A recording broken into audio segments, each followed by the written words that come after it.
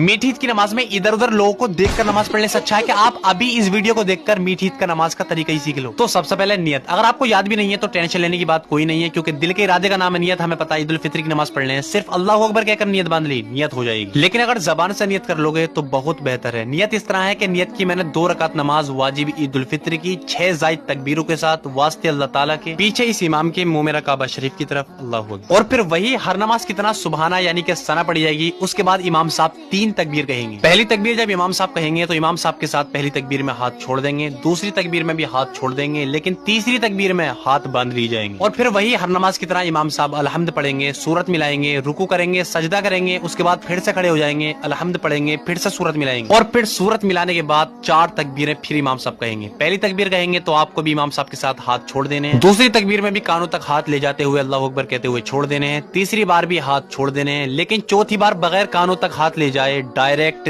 रुकू में चले जाना। और फिर उसके बाद हर नमाज की तरह वही रुकू से खड़े होंगे, उसके बाद 2 सजदे करेंगे, फिर कादा करेंगे और सलाम फिर लेंगे, नमाज मुकम्मल हो जाएगी। लेकिन भैया रमजान का महीना चल रहा है, डबल सवाब मिलेगा, जल्दी से सभी मुसलमानों के पास शेयर कर दो, क्या पता आपकी वजह से कौन दुरुस्त तरीके से नमाज अदा करे।